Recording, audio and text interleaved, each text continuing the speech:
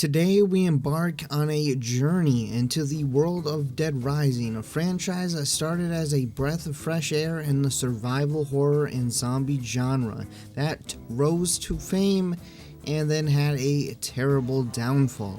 Join me as we explore each installment of the franchise, dissecting the highs, lows, and the eventual decline of my favorite zombie franchise, Dead Rising.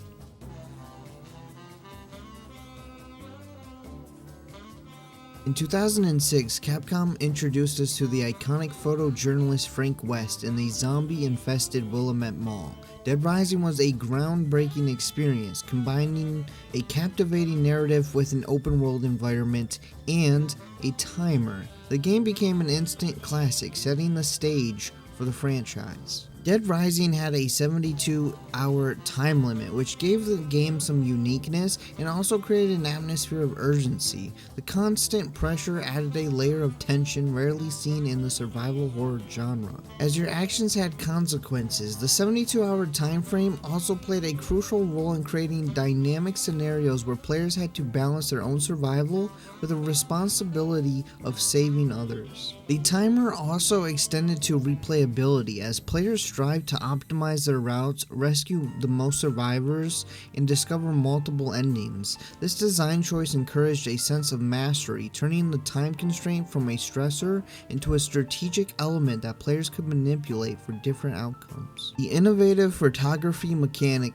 allowed players to capture the unfolding chaos, serve as a narrative tool and a gameplay mechanic, and beyond its practical use for earning prestige points, or PP, which you use to level up, it became a window into the psychological state of both the character and the game world, allowing them to document the horror and absurdity of the zombie outbreak. This mechanic not only enhanced immersion, but also connected players to the unfolding tragedy and also allowed you to capture some hilarious moments. Frank West's interactions with other survivors formed the emotional core of Dead Rising. Each survivor brought a unique personality and personal storyline to the table, from desperate shopkeepers trying to survive to complete mentally insane people trying to kill you. The game's diverse cast of characters added depth to the narrative.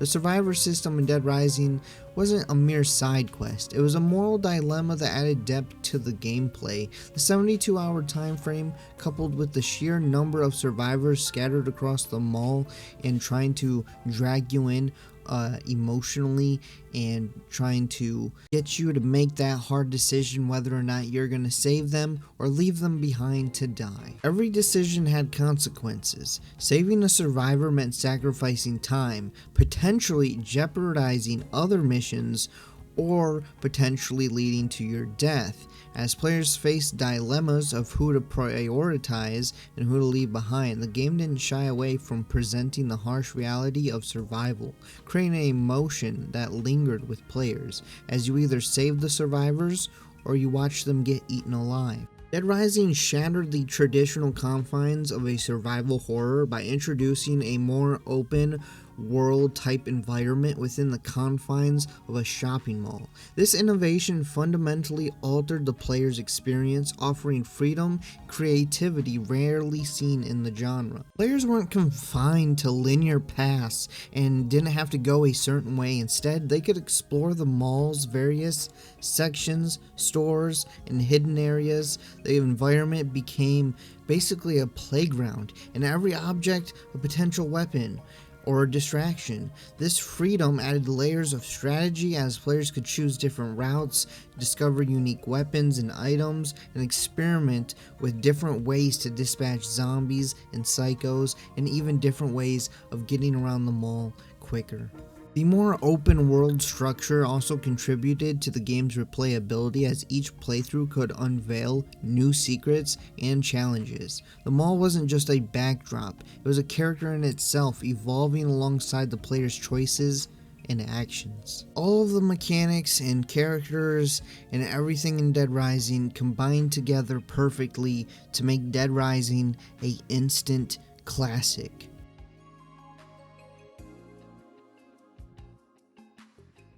Dead Rising 2 released in 2010, and Dead Rising 2 elevated the chaos by moving to Fortune City, introducing us to the motocross Chuck Green. This installment not only expanded the scale, but also introduced combo weapons, which became a staple in the Dead Rising franchise. Bizarre yet effective tools of zombie destruction, the game embraced absurdity, captivating fans with its innovative approach.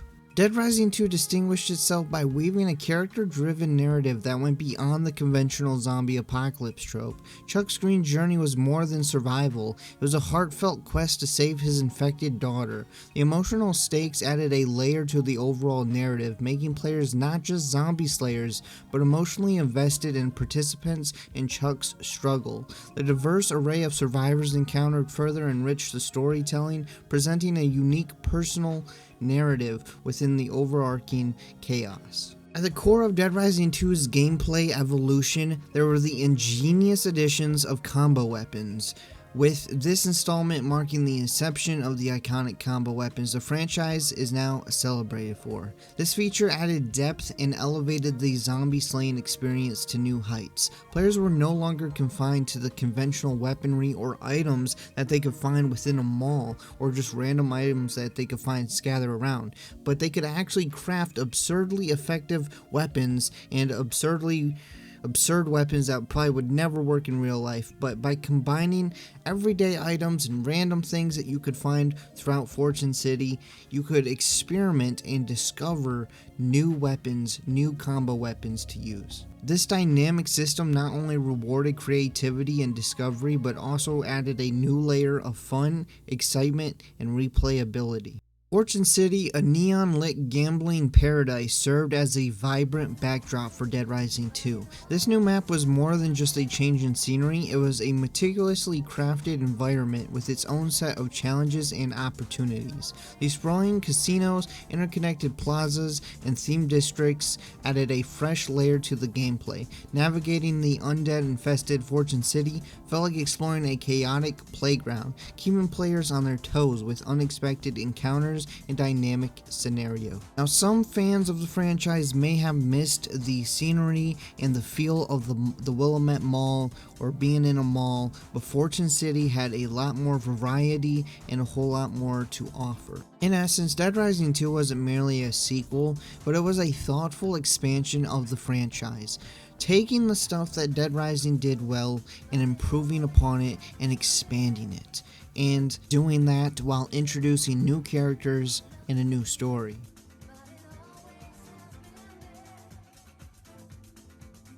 Dead Rising 2, off the record, wasn't really a sequel to the franchise, but more like a recreation of the previous Dead Rising 2 game. Off the Record provides players with an alternate take on events of Dead Rising 2. Instead of controlling Chuck Green, players assume the role of Frank West once again, the protagonist from the first Dead Rising game. This change in perspective offered a fresh and entertaining look at the same zombie outbreak, but allowing players to experience familiar events through a different lens.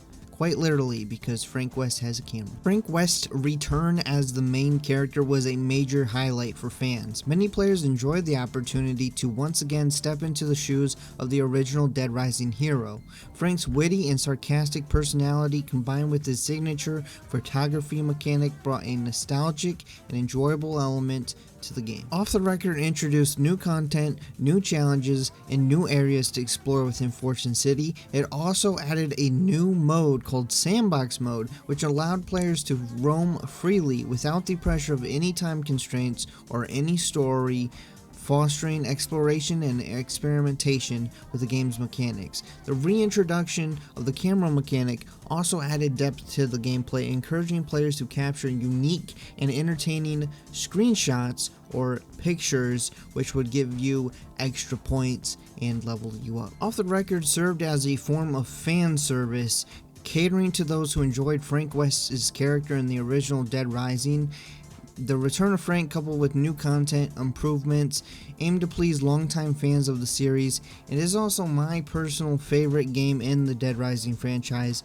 as it's the one that I played the most, and anytime I think about playing a Dead Rising game, I go to Dead Rising 2 off the record. Sometimes I go to the first one, but you'll never catch me going to the third one or the fourth one over the second one.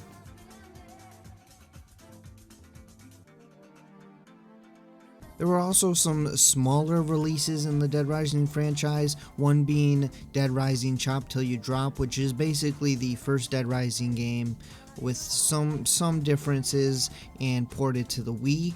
And then you got Case West and Case Zero, which Case West and Case Zero added a little bit of story to the Dead Rising franchise, but they were really small games and they didn't really last that long. They were just like a Case Zero was pretty short. You could beat the game in less than an hour, and Case Zero was also pretty short, with the game being like 1 to maybe 2 hours maximum. But they did add a little bit of story, and Case Zero was technically like a small prequel to Dead Rising 2.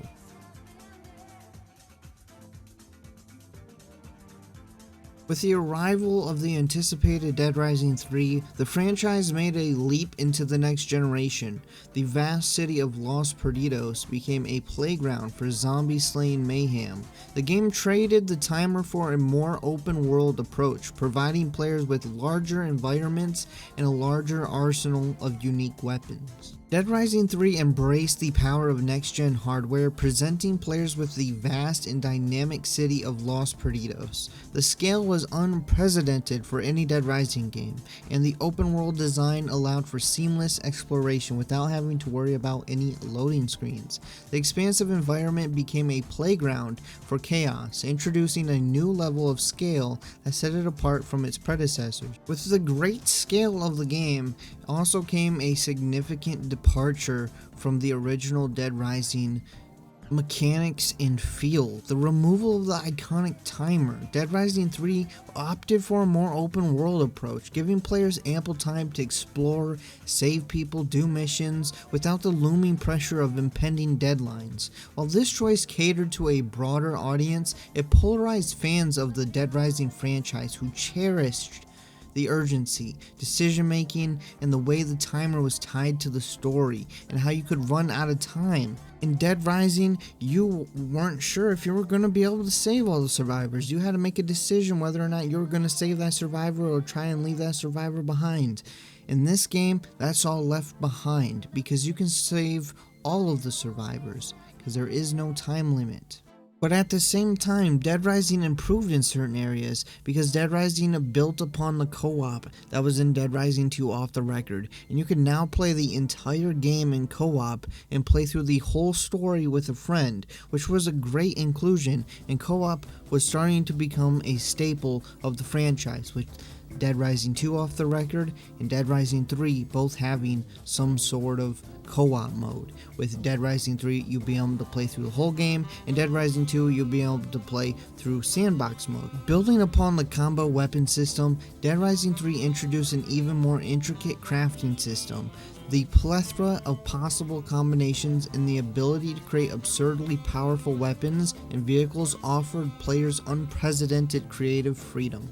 However, at the same time, there is also a downside, because it simplified combo weapons in a way and made using random items and weapons pointless, as you could always go to a safe house and get any combo weapon you wanted from the safe house locker, which made crafting combo weapons again pointless, as you could just get your favorites from lockers and not have to go craft them again. So anytime that you crafted a combo weapon, you basically unlocked it, and anytime you wanted to use it, you could just go to the safe house and you could grab one. And so it made the crafting them again pointless, and it also made the game easier, as you could just get the most powerful combo weapons from the locker and you don't have to go out and search for any good weapons or anything.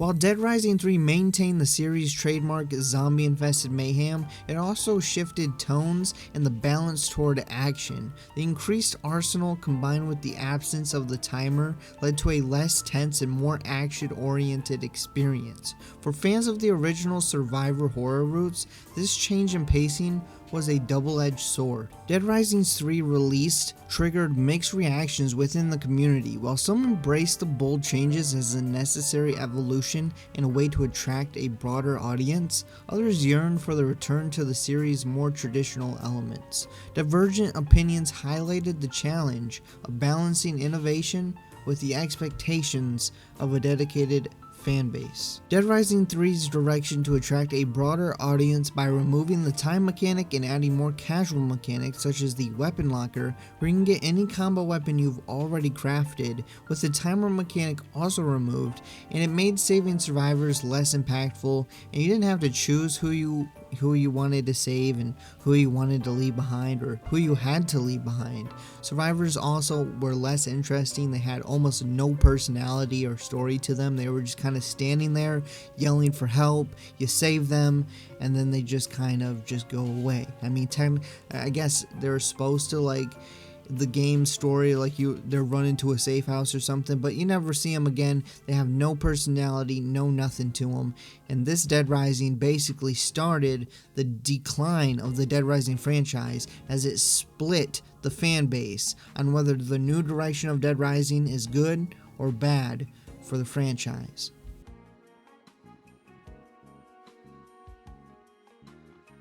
Dead Rising 4 marked a departure from the series' roots. Frank West returned to face the undead once again, but this time the iconic timer was conspicuously absent once again. The game shifted its tone towards humor, offering a less challenging experiences. The changes sparked debates among fans, immediately dividing the community upon its release. Dead Rising 4 marked the return of Frank West once again, but with a noticeable departure from the series' established formula.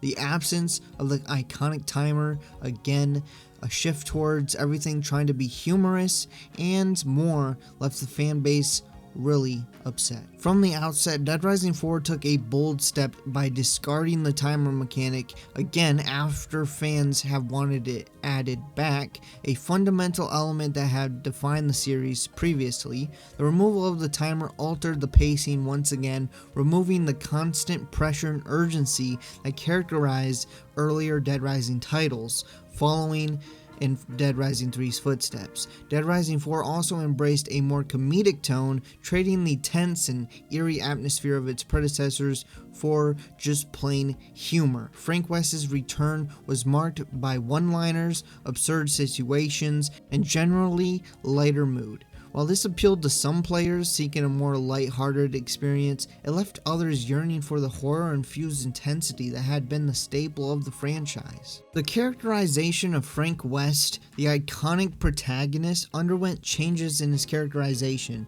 Some fans felt that he wasn't the same. He was inconsistent with his previous persona, and the humorous approach diminished the seriousness of the zombie apocalypse scenario. And there has been humor and absurdness in the previous Dead Rising games, but Dead Rising 4 took that and then cranked it all the way to 100. Dead Rising 4 also followed in the footsteps of Dead Rising 3, but in another bad way, where it simplified the survivor mechanics even more than they were simplified in Dead Rising 3. They removed the timer once again, so it affected the rescue and survivor mechanics, but without the pressure of saving survivors, it became less impactful. But none of that matters, because even if there was a timer, there's absolutely no purpose to survivors. They're completely pointless. All they do is stand there, yell, "I need some help." You help them out. They throw something on the ground and they go, "Oh my goodness, thank you," and then they run away. They could not be more pointless. They could not be more bland, and they are the furthest thing from unique I think I've ever seen.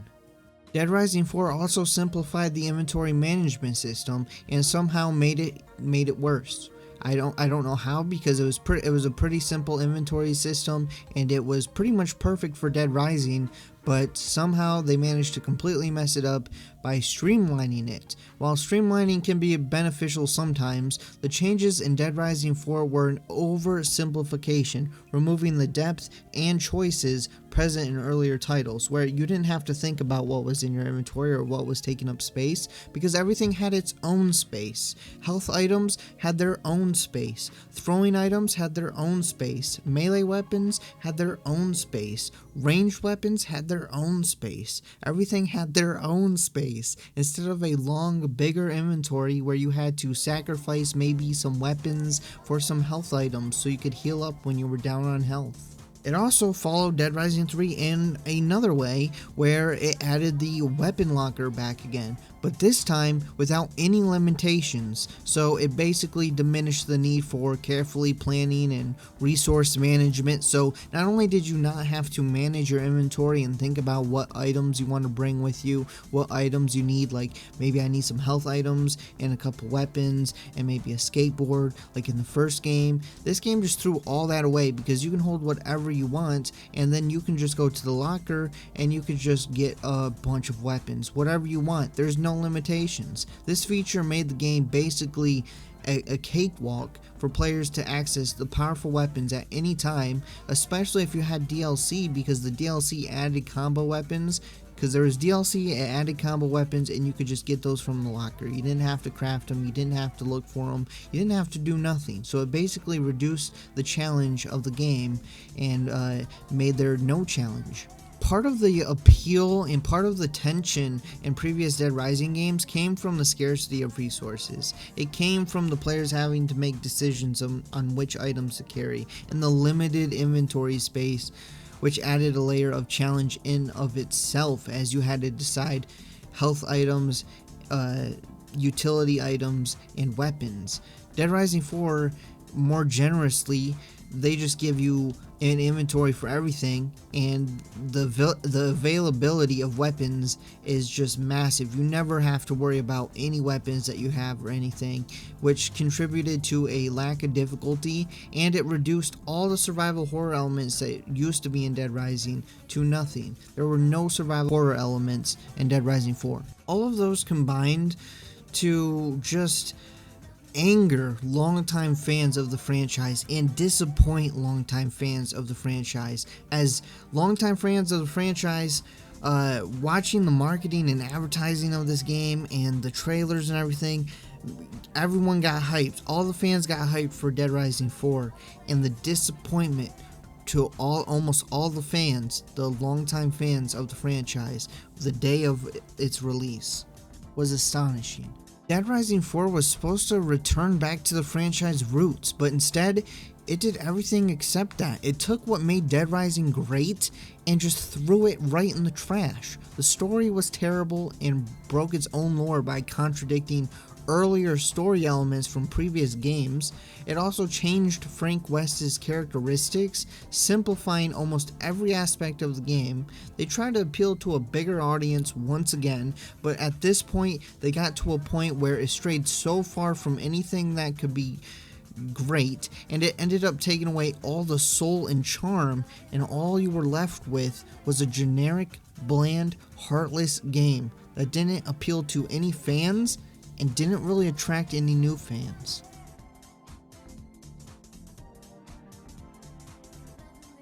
After the failure of Dead Rising 4, anticipation for Dead Rising 5 grew as fans wanted to see what was next and if there was anything left for this franchise and if the downfall of this franchise was going to turn around.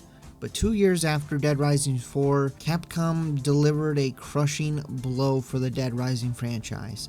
As Dead Rising 5 was officially cancelled, the decision left fans in limbo, speculating on the future of the franchise. Official statements shed light on the challenges faced during development, signaling an uncertain future for Dead Rising.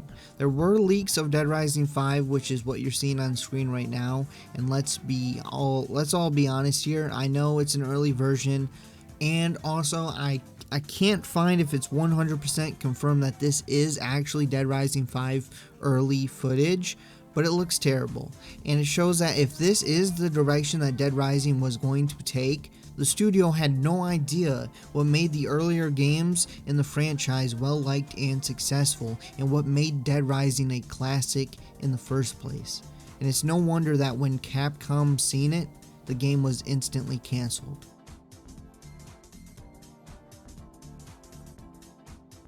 As we conclude this video about the rise and fall of Dead Rising, one can't help but appreciate the profound impact it had on the gaming landscape. While the franchise faced challenges, the undying passion of the community keeps the spirit of Dead Rising alive.